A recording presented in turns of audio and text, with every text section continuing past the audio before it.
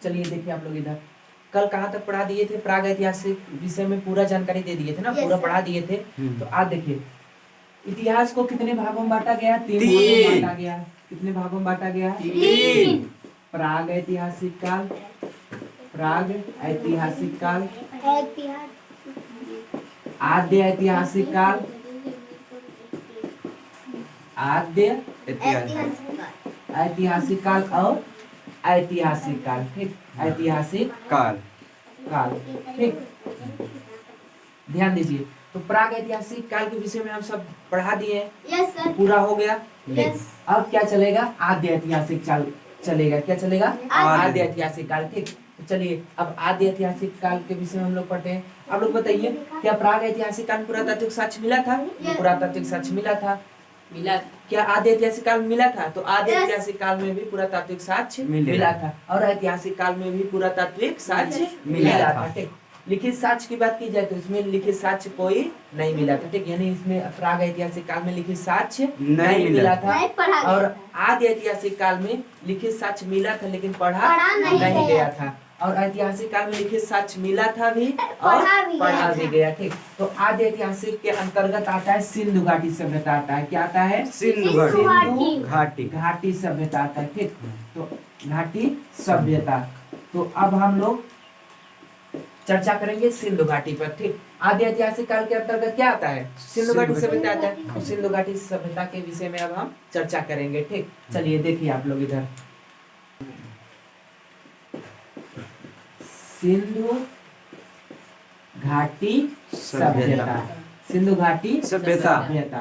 ठीक, सिंधु घाटी सभ्यता। ध्यान दीजिए, अगर पूछा जाए सिंधु घाटी सभ्यता की जानकारी सबसे पहले कौन दिया, तो सिंधु घाटी सभ्यता का जानकारी सबसे पहले चार्ल्स मेंसन ने दिया।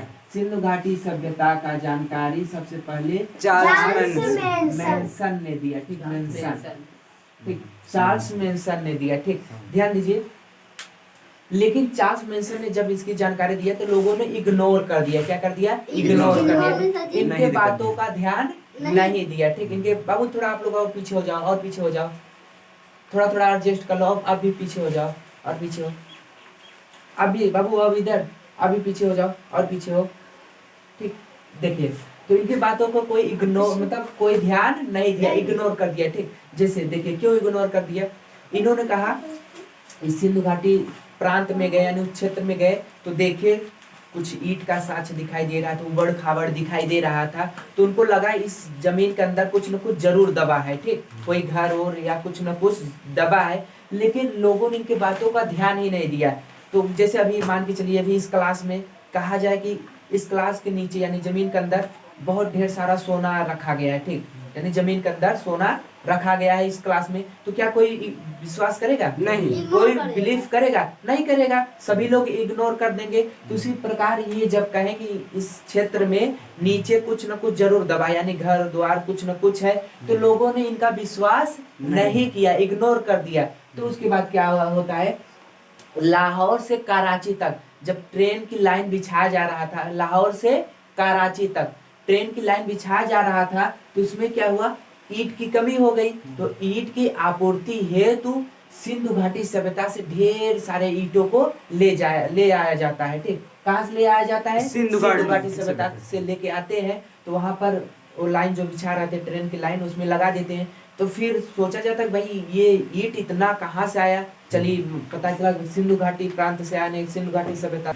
चलिए देखिए, तो क्या हुआ, जब लाहौर से कराची तक लाइन बिछाया जा रहा था तो वहां से सिंधु घाटी सभ्यता से ईंट आया गया। ठीक, ईंट को लाया गया। वहां जब ईंट ढेर सारा ईंट लाया गया तो लोगों ने सोचा कि ये ईंट आ कहाँ से रहा है, कैसे आ रहा है भाई, कहाँ से आ रहा है। तो देखते हैं कि सिंधु प्रांत से आ रहा है, सिंधु घाटी क्षेत्र से आ रहा है। तो लोगों ने कहा यहाँ से इतने ढेर सारे ईंट कैसे आ रहे हैं, ये यहाँ मतलब ईंट क्यों है इतना। तो लोगों ने पता लगाया, तो ये कनिंघम थे। कौन था, कनिंघम। कनिंघम ने क्या किया, घोड़े पे बैठ के उस पूरे क्षेत्र का सर्वेक्षण कर लिया। क्या कर लिया, सर्वेक्षण कर लिया, यानी घोड़े बैठ के जितना दूर में था उतना दूर को घूम कर आ गया, सर्वेक्षण कर लिया। ठीक, तो सर्वेक्षण कौन किया, कनिंघम ने। सर्वेक्षण कौन किया भाई, कनिंघम। ठीक, सर्वेक्षण कनिंघम ने किया, ठीक। सर्वेक्षण कनिंघम ने। और सबसे पहले जानकारी कौन देता है? Charles Manson. चार्ल्स मैनसन ने जानकारी ध्यान दीजिए।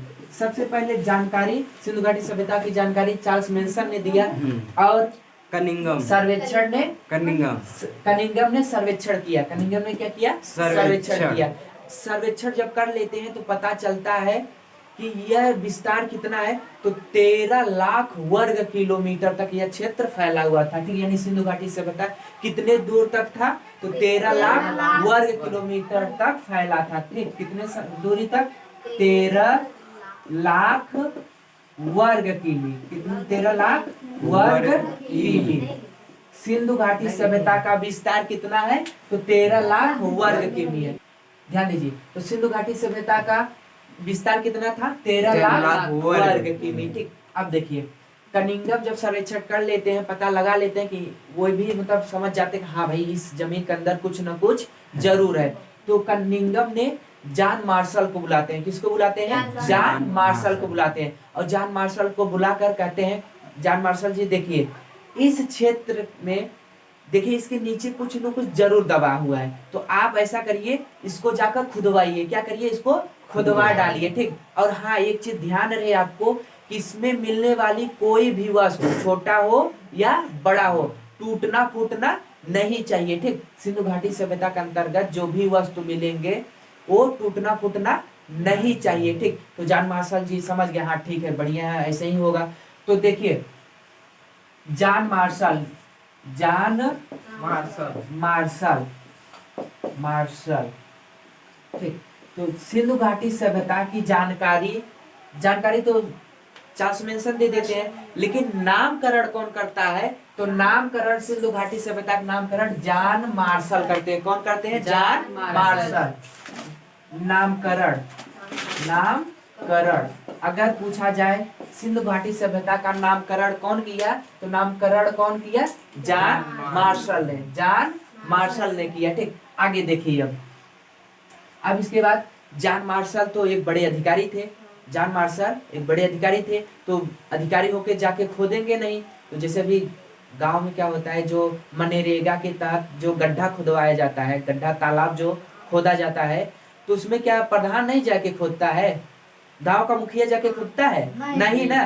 तो भाई अब गांव का मुखिया तो खोदेगा नहीं, लोगों को उस गांव के अंदर बोलेगा खोदने वालों को, तो वो लोग जाके खोदेंगे। तो इसी प्रकार जॉन मार्शल एक बड़ा अधिकारी था, ठीक। जॉन मार्शल एक बड़ा अधिकारी था, तो जॉन मार्शल स्वयं जाके खोदेगा नहीं, तो किसी न किसी को बुलाएगा खोदने के लिए। तो जॉन मार्शल दयाराम साहनी को बुलाते हैं। किसको बुलाते हैं? दयाराम साहनी बुलाते हैं। किसको बुलाते हैं? दयाराम साहनी, ठीक। ध्यान दीजिए, तो जॉन मार्शल ने दयाराम साहनी बुलाते हैं और कहते हैं देखिए भाई आप जाइए, इस जो सिंधु प्रांत है, जो सिंधु घाटी सभ्यता का क्षेत्र है, उसको आप क्या करिए? खोदिए, ठीक। जैसे भी आपकी इच्छा हो, हसिया खुरपी फावड़ा जिससे भी खोदिए, कोई दिक्कत नहीं है, लेकिन इसके अंतर्गत मिलने वाले कोई भी वस्तु छोटा हो या बड़ा हो, टूटना फूटना नहीं चाहिए, ठीक। तो दयाराम साहनी जी समझ जाते हैं, ठीक है सर मालिक, ठीक है ऐसा ही होगा। तो दयाराम साहनी हड़प्पा नामक क्षेत्र में जाते हैं। कहाँ जाते हैं? हड़प्पा नामक क्षेत्र में जाते हैं और वहां पर खुदाई करते हैं, ठीक। तो मान देखिए क्या हुआ, दयाराम साहनी हड़प्पा नामक क्षेत्र में आकर खोदते हैं। तो क्या होता है कि जैसे यहाँ पर ऐसे खोदने लगे, ठीक, यहाँ पर खोदने लगे, थोड़ा सा खोदे, कठोर मिट्टी लगने लगा, यानी कड़ा लगने लगा। तो कहे जॉन मार्शल से बोले, दयाराम साहनी बोले जॉन मार्शल से कि साहब यहाँ तो बहुत कठोर मिट्टी है, अब क्या करें? तो कहे जहाँ नरम है वहां खोदिए। तो इधर खोदने लगे, फिर इधर खोदे, फिर इधर खोद लिए, फिर यहाँ पे कठोर लगने लगा। तो दयाराम साहनी कहे साहब यहाँ पर भी कठोर लग रहा है, तो क्या करें? तो जॉन मार्शल कहे कि ऐसा करिए जहां पर नर्म है उसको खोदिए, जहां कठोर है उसको छोड़ दीजिए। तो नर्म कठोर खोदते खोदते ऐसे पता चला कि अरे ये तो सीढ़ी हो गया। क्या हो गया? सीढ़ी। तो खोदते खोदते पता चला ये क्या हो गया? सीढ़ी मिल गया। क्या मिल गया? सीढ़ी मिल गया, ठीक। कहे तो जॉन मार्शल देखे अरे हाँ ये तो सीढ़ी निकल गया, खोदो खोदो और आगे खोदो। फिर और आगे खोदते खोदते क्या हुआ? ऐसे घर मिल गया, ढेर सारा घर मिल गया, ठीक। फिर ऐसे लगातार घर मिलता गया मिलता गया मिलता गया, लगभग 250-300 घर मिल गए। कितने मिल गए?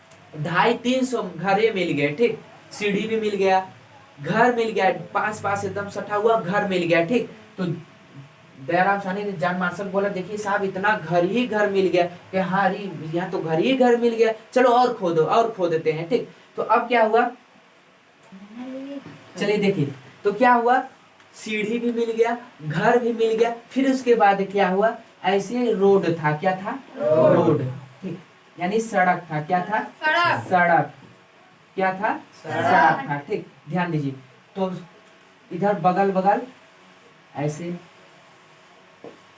ठीक, ध्यान दीजिए, देखिए ये सड़क है, क्या है? सड़क है। ये क्या है? सड़क, ठीक, ये सड़क है। तो सड़क पर खुदाई हो गया, तो इधर कठोर लग रहा था, कैसा? कड़ा लग रहा था, कठोर लग रहा था, तो इधर खुदाई हो गया तो कड़ा लग रहा था। तो इधर ये जब खोद रहे थे, यानी बगल सड़क के बगल बगल जब खोद रहे थे, तो उनको थप थप की आवाज आ रही थी। कैसा? थप थप की। देखिए जैसे अभी क्या होता है, कोई डिब्बा हो, ठीक, कोई डिब्बा हो, उसमें कुछ चीज भरा रहता है, तो उसमें ठोकेंगे तो आवाज अजीब सा आता है, लेकिन जो खाली रहता है उसमें अगर ठोक रहे थे तो थप थप की आवाज आता है। आता है नहीं आता है? तो ऐसा लगता है कि यह खाली डिब्बा है ना, ऐसा लगता है ना। तो क्या हुआ, इधर ऐसे जब इधर ऐसे खोदते तो थप थप की आवाज आता, और इधर जब बीच सड़क पे यानी मारते तो कठोर जैसा, यानी कठोर जैसा आवाज आता, और इधर बगल बगल ठोकते तो थप थप की आवाज आता। तो दयाराम साहनी कह रहे हैं जान मार्शल से, साहब ये देखिए यहाँ पे लगता है अंदर कुछ खोखलू है, ठीक, अंदर खोखलू है, क्या इसको फोड़ दें क्या? तो दयाराम साहनी बोले, क्या बोले, क्या इसको फोड़ दें क्या? तो जान मार्शल के, ना रे बकलोलो, अगर फोड़ देगा तब तो सब काम में बिगाड़ देगा, इसको फोड़ना नहीं है, अगर इसमें फोड़ोगे तो हो सकता है कोई वस्तु हो टूट फूट जाए। तो ध्यान दीजिए, कहे नहीं फोड़ना नहीं है, ऐसे खोदते खोदते जाओ, देखो कहाँ तक ये है, ठीक। तो क्या हुआ, ऐसे खोदते खोदते खोदते खोदते आते हैं यहाँ तक आ जाते हैं, ठीक। तो आगे यहाँ आते हैं, देखते हैं बड़ा सा गड्ढा रहता है। क्या रहता है? गड्ढा रहता है। तो गड्ढा में आ गए, फिर उसके बाद इसमें घुस जाते हैं, गड्ढा में कूद जाते हैं, और कूद के यहाँ से झांकते हैं ऐसे, ठीक। ऐसे जब झांकते हैं तो देखते हैं, ओ दादा ये तो अंडरग्राउंड नाला निकल गया। क्या है? अंडरग्राउंड नाला है। जब यहाँ से कूद के झांकते हैं ऐसे तो पता चलता है कि क्या है? अंडरग्राउंड नाला है, यानी सड़क के बगल क्या बना है? नाली बना हुआ है। क्या बना हुआ है? नाली बना है। और यह नाली का सभी पानी आके कहा, एक बड़े गड्ढे में गिर जा रहा है। कहाँ गिर जा रहा है? बड़े गड्ढे में गिर जा रहा है, ठीक। तो देखिए अब जरा आप लोग बताइए, जो घर अभी मिला, दयाराम साहनी जब खोदा, घर मिला नहीं मिला? मिला ना। तो आप लोग जरा बताइए वो घर होगा किसका? मिट्टी का होगा या ईंट का होगा? बताइए किसका होगा? ईंट का। ईंट का होगा। क्यों ईंट का होगा? क्योंकि देखिए अगर मिट्टी का होता तो खोदते खोदते मिट्टियों न खोदा गया होता, खोदा गया होता कि नहीं? तो ईंट का था इसलिए पता चल गया है, इसलिए घर जब खोदे तो ईंट का था, इसलिए पता चला भाई यहाँ घर है, ठीक। तो ध्यान दीजिए, उस समय भी पक्की ईंट का प्रयोग होता था। सोचिए सिंधु घाटी सभ्यता में कैसे ईंटों का प्रयोग होता था? पक्की ईंटों का प्रयोग होता था, ठीक। और देखिए अब आगे क्या हुआ, अब देखिए फिर उसके बाद कहे चलो आगे खोदो। जान मार्शल ने दयाराम साहनी को क्या किया, कहा कि चलो भाई अब आगे और खोदते रहो, देखते हो और क्या क्या मिलता है। तो क्या हुआ, दयाराम साहनी ने ऐसे क्या किया, ये देखिए ऐसे चारों तरफ ऐसे खोदते गए। फिर यहाँ पे जैसे देखो इधर थोड़ा कड़ा लगने लगा, यानी कठोर लगने लगा।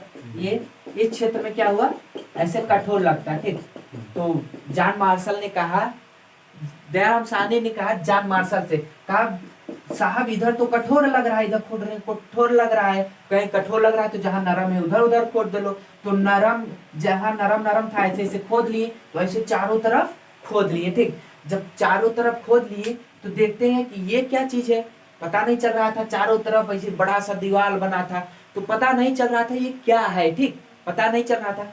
तो उस समय गूगल था नहीं, ये सब इमेज उमेज की तुरंत कैच कर लिया जाए, तुरंत मोबाइल में देख लिया जाए या कंप्यूटर में देख लिया जाए है क्या, ठीक। लेकिन उस समय ऐसा व्यवस्था नहीं था। तो क्या हुआ, लगाओ मचान लगाओ, बांस गाड़ो, बांस गाड़ दिए, मचान लगा दिए। फिर ऊपर से चढ़ के देखते हैं, ओ ससुरा ये तो चारों तरफ से बाउंड्री वॉल किया गया है। चारों तरफ से क्या किया गया है? बाउंड्री वॉल, यानी चारों तरफ से किला बंदी किया गया है। क्या किया गया है? किला बंदी किया गया है, ठीक। तो ध्यान दीजिए, अब जरा आप लोग दिमाग लगाइए, जहाँ पे पास पास घर 250-300 घर मिल गए, सड़क के पास नाली मिल गए, चारों तरफ से किला बंदी किया गया है, तो वह सभ्यता कैसी होगी? क्या ग्रामीण सभ्यता होगी या शहरी सभ्यता होगी? कैसी सभ्यता?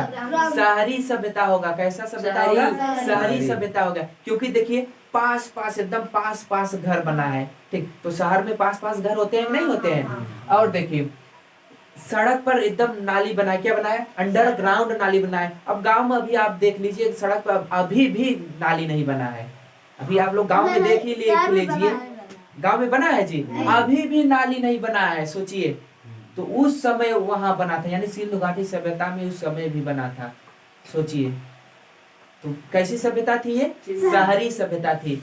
कैसी सभ्यता थी? शहरी सभ्यता था, ठीक। चलिए, इतना आप लोग को समझ आया जी?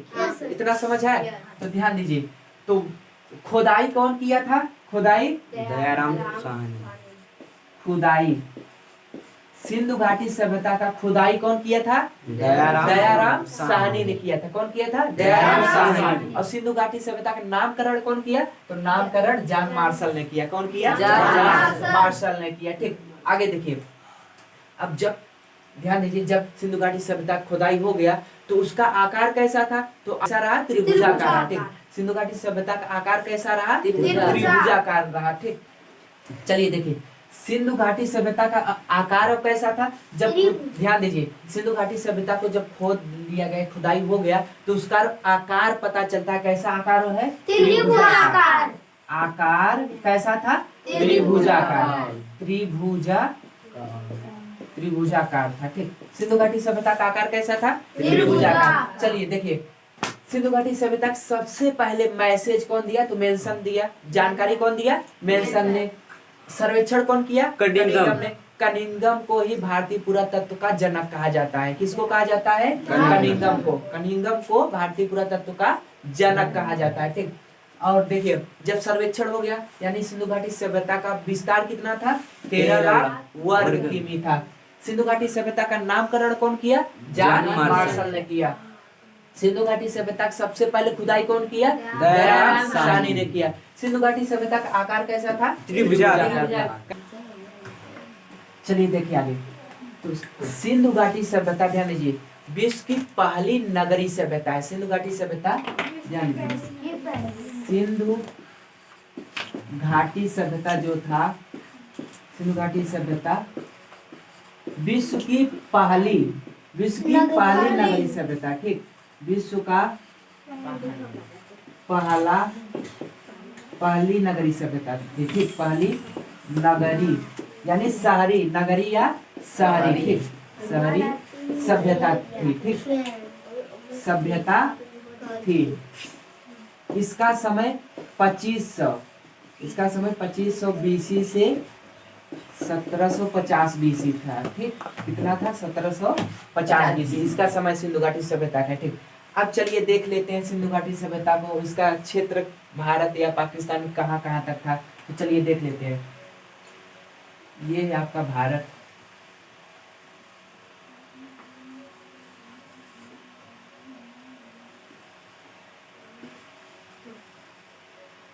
ध्यान दीजिए, सिंधु घाटी सभ्यता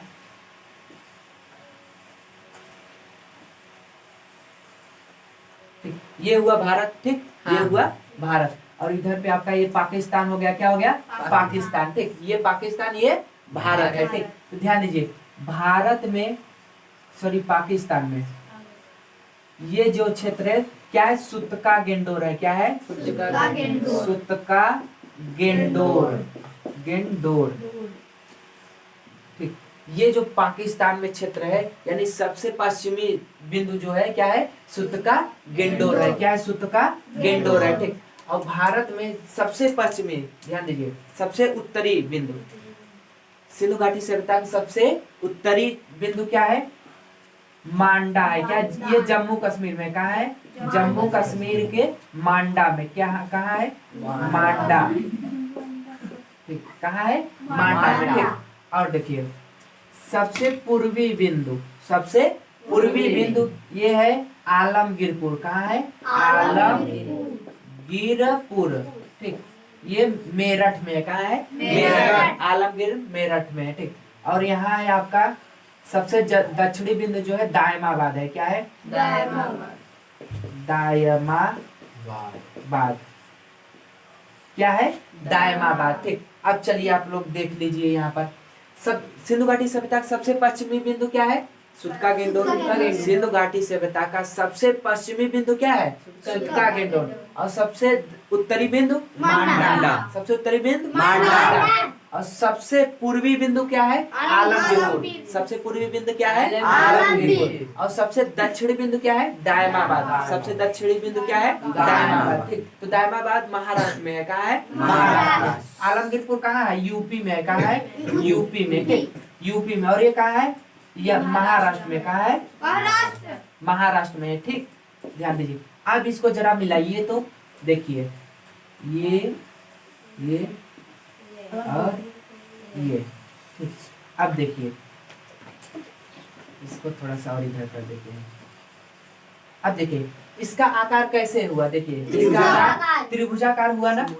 ध्यान दीजिए इसका आकार त्रिभुजाकार हुआ कि नहीं हुआ? देखिए अभी आप कहेंगे इसको क्यों नहीं लिया गया, तो देखिए इसको एकदम करीब में ही है ना, तो इसलिए क्या हुआ, ये इसका ज्यादा विस्तार नहीं हुआ था, ठीक। सिंधु घाटी सभ्यता में जो पूर्वी बिंदु है यानी आलमगीरपुर, इसका ज्यादा विस्तार नहीं हुआ है, ठीक। इसलिए इसको बगल साइड में ही रख दिया जाता है, ठीक। जैसे देखिए पश्चिमी बिंदु सुत्का-गेंडोन दूर तक विस्तार हुआ है, और देखिए उत्तर में मांडा तक दूर तक विस्तार हुआ है, दक्षिण में भी विस्तार हुआ है, दूर तक विस्तार हुआ है। लेकिन देखिए पूर्व डायरेक्शन में ज्यादा हुआ है नहीं हुआ है ना, तो इसको बगल में ही रख दिया जाता है। तो क्या किया जाता है, इसको यानी सुत्का-गेंडोन, मांडा और दायमाबाद मिलाया जाता है, तो आकार कैसा हो जाता है, त्रिभुजाकार हो जाता है। कैसा हो जाता है, त्रिभुजाकार। तो अभी आपने पढ़ा कि सिंधु घाटी सभ्यता का आकार कैसा है, त्रिभुजाकार है। कैसा है, त्रिभुजाकार। अब देखिए जैसे क्वेश्चन में आ गया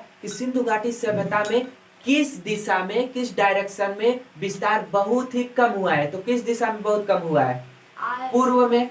किस दिशा में, पूर्व डायरेक्शन में विस्तार सिंधु घाटी सभ्यता का कम हुआ है, ठीक। किस दिशा में, पूर्व दिशा में, ठीक। तो इतना आप लोग को समझ है, इतना समझ है।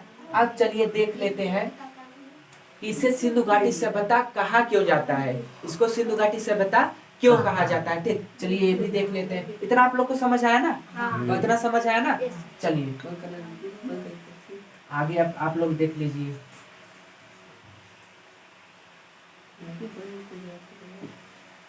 ध्यान दीजिए सिंधु घाटी, ध्यान दीजिए इसको सिंधु घाटी सभ्यता ही क्यों कहा जाता है, अन्य नाम से भी इसको जाना जाता है, लेकिन फिलहाल इसको देखिए सिंधु घाटी सभ्यता मुख्य रूप से। तो देखिए ये क्या है, सिंधु नदी है। क्या है, सिंधु नदी। ये क्या है, सिंधु नदी, ठीक।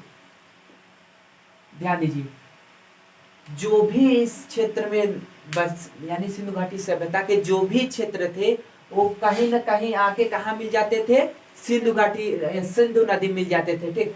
ये जो भी क्षेत्र थे वो सिंधु नदी के तट पर ही थे, इसके किनारे ही थे। लेकिन अभी आप कहेंगे, ध्यान दीजिए, कहेंगे हड़प्पा रावी नदी, मोहनजोदड़ो सिंधु नदी कहेंगे ना, तो ये सब तो अलग थी। लेकिन क्या हुआ देखिए, जैसे इधर देखिए जो भी नदी था वो सब आके कहाँ मिल जाता था, सिंधु नदी में आके मिल जाता था। किस नदी में, सिंधु नदी में। किसमें, सिंधु नदी, सिंधु नदी, ठीक। तो अब बताइए मेन नदी तो सिंधु ही नदी हुआ ना, सिंधु नदी हुआ नहीं हुआ। देखिए जो भी अगल बगल के नदियां थे वो किस में आके मिल जा रहे थे, सिंधु नदी में आके मिल जा रहे थे। किस नदी में, सिंधु नदी में, ठीक। तो यानी देखिए इस नदी के किनारे, इस नदी किनारे, इन सब नदी किनारे जो भी शहर बसाए गए थे, जो भी शहर था वो क्या हुआ, कहीं ना कहीं वो नदियां आके कहाँ मिल जा रही थी, सिंधु नदी में। तो देखा गया इसमें मेन नदी कौन है, सिंधु नदी है। तो इसलिए इसको एक शब्द में कह दिया गया, सिंधु घाटी सभ्यता कह दिया गया। क्या कह दिया गया, सिंधु घाटी सभ्यता। यह कहीं ना कहीं सिंधु नदी से रिलेटेड था, इसलिए देखा गया कि यह सिंधु नदी के लगभग करीबी थे, तटीय क्षेत्र थे। तो इसको क्या कह दिया गया, सिंधु घाटी सभ्यता कह दिया गया। क्या कह दिया गया, सिंधु घाटी सभ्यता कह दिया गया, ठीक। इतना आप लोग को समझ आया क्यों सिंधु घाटी सभ्यता कहा गया। और ध्यान दीजिए इसको हड़प्पा सभ्यता भी कहा जाता है, सरस्वती सभ्यता कहा जाता है। ठीक, फिलहाल इसको आगे भी बताते हैं ना। इतना आप लोग को समझ है? Yes sir. चलिए अब बताइए, सिंधु घाटी सभ्यता का सबसे पश्चिमी बिंदु क्या है? सबसे पश्चिमी बिंदु यानी इस तरफ क्या है? सुतका गेंडोर। क्या है? सुतका गेंडोर। सबसे उत्तरी बिंदु क्या है? मांडा। क्या है? मांडा है। ठीक, क्या है? और पूर्वी आलमगीर। अब देख लेते हैं यह किस नदी के तट पर है। ठीक, ये सब किस नदी के। तो पश्चिमी बिंदु क्या था? सुतका गेंडोर। सुतका गेंडोर को यस से लिख सकते हैं, समझ जाइएगा, यस से सुतका गेंडोर। अब देखिए यहाँ क्या था? मांडा था। क्या था? मांडा। ये क्या है? मांडा। मांडा को यम से लिख सकते हैं, मांडा को यम से। देखिए यहाँ आलमगीरपुर था। क्या था? आलमगीरपुर। आलमगीरपुर को ए से लिख सकते हैं ना, ए से लिख दिए। चलिए अब देखिए यहाँ दायमाबाद था। क्या था? दायमाबाद। दायमाबाद को डी से लिख सकते हैं, लिख सकते हैं ना। चलिए दायमाबाद को डी से लिख दिए। अब देखिए सुतका गेंडोर, मांडा, आलमगीरपुर और दायमाबाद किस नदी के तट पर थे? चलिए ये देख लेते हैं, ये सब किस नदी के तट पर थे। ठीक, चलिए एक ट्रिक आप लोग देखिए, ट्रिक। ठीक, ध्यान दीजिए। सम बराबर एड, सम बराबर एड, सम बराबर एड। ध्यान दीजिए, सम बराबर एड से आप देख लीजिए। ये बताइए डच अभी भारत में है? नहीं है। भारत में आए थे लेकिन अब है? नहीं है। डच है पर भारत में नहीं है। ध्यान दीजिए, डच, डच है पर भारत में नहीं। भारत में है जी? नहीं है। हाँ, भारत में पहले आए थे, डच लोग भारत में आए थे व्यापार व्यापार करने, लेकिन अब है? नहीं है ना, भारत में नहीं है ना। तो भारत में नहीं है, हटाओ भारत में से, हटाओ। जहाँ है तो तहाँ है। डच है, जहाँ होंगे होंगे अपने देश में होंगे। तो भारत में नहीं है ना, तो भारत नहीं है, भारत से हटा दो, उसको हटा दो। ठीक, इतना आप लोग को समझ है? अब देखिए स से क्या होगा? सुतका गेंडोर। स से सुतका गेंडोर। म से मांडा, म से मांडा। ए से आलमगीरपुर, ए से आलमगीरपुर। डी से दायमाबाद, डी से दायमाबाद। अब देखिए यस किसके नीचे है? ड के नीचे ना। यस किसके नीचे है? ड, यानी ड से दास्क नदी। कौन सी नदी? दास्क नदी। ठीक, दास्क नदी। कौन सा नदी? दास्क। सुतका गेंडोर किस नदी के तट पर है? दास्क नदी। किस नदी के तट पर है? दास्क नदी। अब देखिए सुतका गेंडोर किसके नदी तट पर हो गया? दास। अब देखिए म से क्या था? मांडा। म से मांडा। मांडा किसके नीचे है? च के ना। तो मांडा किस नदी के तट पर जाएगा? चीनाब नदी। किसके नदी? किस नदी? चीनाब। चीनाब नदी। किस नदी के तट पर? चीनाब नदी। म च के नीचे है ना, तो मांडा च से चीनाब नदी। तो मांडा किस नदी के तट पर है? चीनाब नदी। अब देखिए ए से क्या था? आलमगीरपुर। ए से आलमगीरपुर। अब देखिए आलमगीरपुर यानी ए किसके नीचे है के? हा ना, हा के नीचे है ना। तो आलमगीरपुर हिंडन नदी के तट पर है। किस नदी के तट पर? हिंडन नदी। हिंडन नदी। आलमगीरपुर किस नदी के तट पर है? हिंडन नदी। किस नदी के तट पर है? हिंडन नदी। अब देखिए यहाँ डी, डी से क्या? दायमाबाद। डी से दायमाबाद। और डी के नीचे क्या है? पर है ना, तो पर से प्रवरा नदी होगा। क्या होगा? प्रवरा नदी।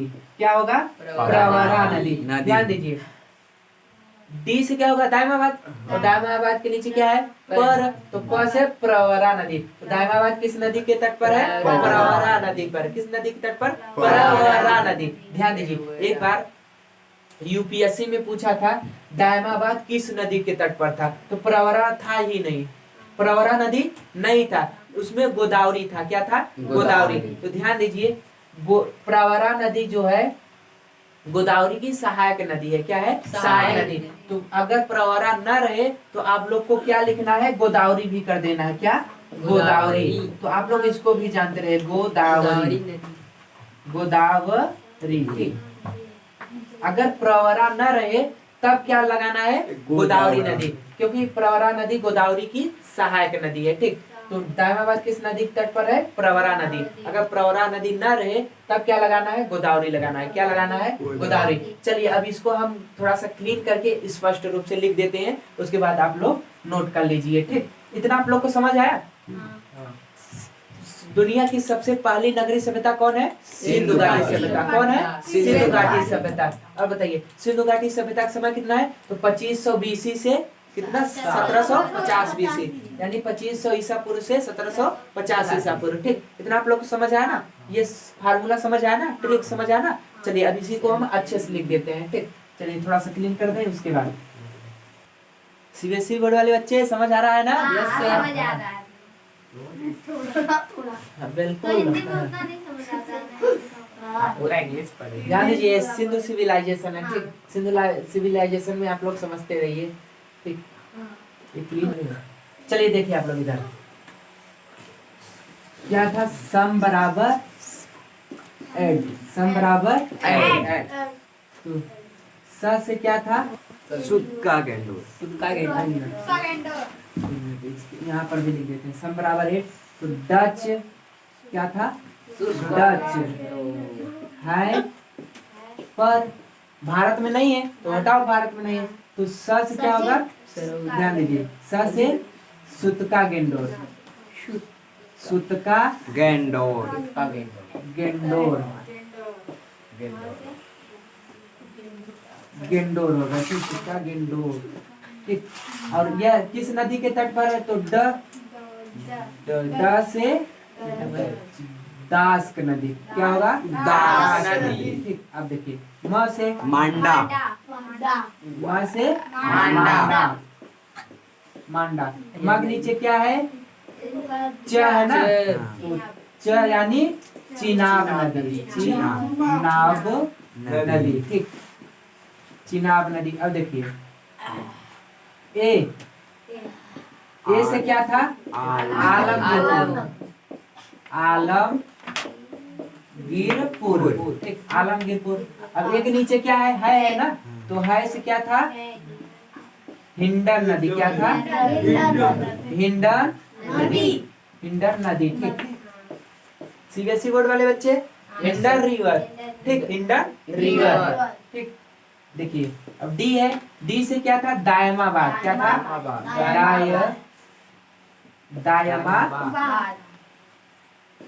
ठीक, दायमाबाद। अब देखिए इसके नीचे क्या है, पर, क्या है, पर से प्रवरा नदी, प्रवरा नदी, प्रवरा नदी। ठीक, अब अगर देखिए जैसे ये ना रहे तो आप लोग क्या कर दीजिएगा, गोदावरी, गोदावरी, गोदावरी नदी लगा दीजिएगा अगर प्रवरा न रहे तो। ठीक, ध्यान दीजिए। तो इतना आप लोग को समझ आया ना।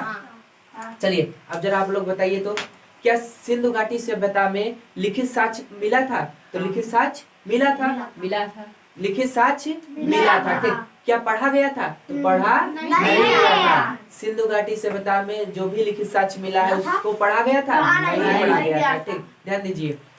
तो सिंधु घाटी सभ्यता किस काल के अंतर्गत आता है, आद्य ऐतिहासिक काल के अंतर्गत आता है। किसके अंतर्गत, आद्य ऐतिहासिक काल के। तो बताइए सिंधु घाटी सभ्यता शहरी सभ्यता थी या नगरीय सभ्यता, दोनों थी भाई। शहरी नगरी एक ही हुआ ना, शहरी नगरी एक ही हुआ, वही हुआ। ठीक, ध्यान दीजिए। सिंधु घाटी सभ्यता का सबसे पश्चिमी बिंदु क्या है, सुतका गेंडोर, सुतका गेंडोर। सिंधु घाटी सभ्यता का सबसे दक्षिणी बिंदु क्या है, दायमाबाद, दायमाबाद। सबसे दक्षिणी बिंदु क्या है, दायमाबाद। दायमाबाद किस नदी के तट पर है, दायमाबाद किस नदी के तट पर है, प्रवरा नदी। किस नदी के तट पर है, प्रवरा नदी। सिंधु घाटी सभ्यता की सबसे पहले जानकारी कौन देता है, मैनसन। मैसेज कौन देता है, मैनसन। सिंधु घाटी सभ्यता का एरिया यानी क्षेत्र कितना था, 13 लाख वर्ग किमी। कितना था, 13 लाख वर्ग किमी। ठीक, तो इतना आप लोग को समझ आया, इतना समझ आया ना। अब चलिए, अब इसके बाद आगे की क्लास कल करते हैं। ठीक, उसमें आप लोग को अब एक एक क्षेत्र जो मिला था, यानी जो भी एक एक क्षेत्र थे अब उस पर कल चर्चा करेंगे। ठीक, आगे क्लास कल करते हैं। ठीक।